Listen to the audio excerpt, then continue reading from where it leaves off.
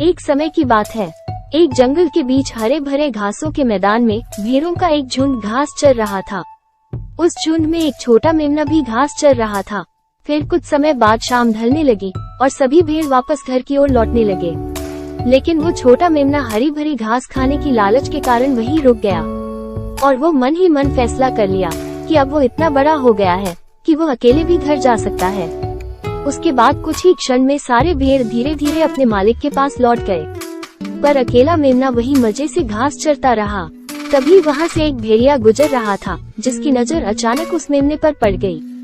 तब उस मासूम मेमने को देखकर लालचवश उस भेड़िया के मुंह में पानी आ गया और वो तेजी से चलकर मेमने के पास पहुँच गया।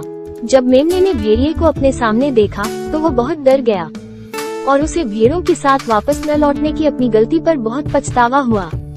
फिर उसके बाद वो मेमना किसी भी तरह भेड़िए के चंगुल से बाहर निकलने का उपाय सोचने लगा।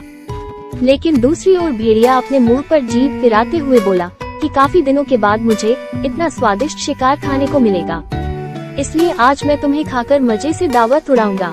फिर मेमना ने अपने आप को संभालते हुए विनम्रता से बोला, भेड़िए जी, मुझे इस बात की बहुत खुशी है कि मैं आपकी भूख मिटाऊंगा, लेकिन मैंने अभी अभी ढेर सारी घास खाई है, जो घास अभी भी मेरे पेट में भरी हुई है और ठीक से हजम भी नहीं हुई है, जिसके कारण हो सकता है कि आपको उसका स्वाद अच्छा न लगे।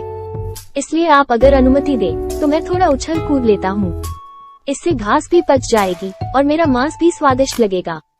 फिर भेड़िए ने मेमने को अनुमति दे दी। उसके बाद मेमना कूद कूद कर नाचने लगा और भेड़िया चुपचाप खड़ा उसका नाच देखने लगा।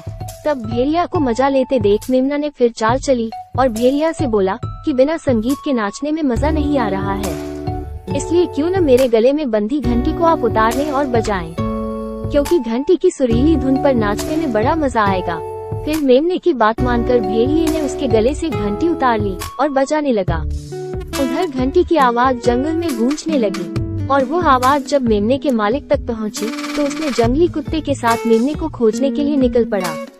घंटी की आवाज का पीछा करते करते जंगली कुत्ते कुछ ही देर में भेड़िए और मेमने के पास पहुंच गए। जब भेड़िए ने जंगली कुत्तों को देखा तो वो वहाँ से जान बचाकर भाग गया और मेमना सही सलामत अपने मालिक के पास लौट गया। इसलिए कहते हैं कि शांत दिमाग और सूझबूझ से किसी भी समस्या से बाहर निकला जा सकता है, जैसा कि इस कहानी में मेमना ने सूझबूझ से अपनी जान बचाई। अगर आपको ये कहानी अच्छी लगी हो और आपने अभी तक मेरे इस चैनल को लाइक एवं सब्सक्राइब नहीं किया हो, तो प्लीज मेरे इस चैनल किड्स फन को लाइक तथा सब्सक्राइब करें, क्योंकि यही वो माध्यम है जो मेरे चैनल के प्रति आपके प्यार को दर्शाता है। आपका प्यार ही मेरे लिए सर्वश्रेष्ठ उपहार होगा।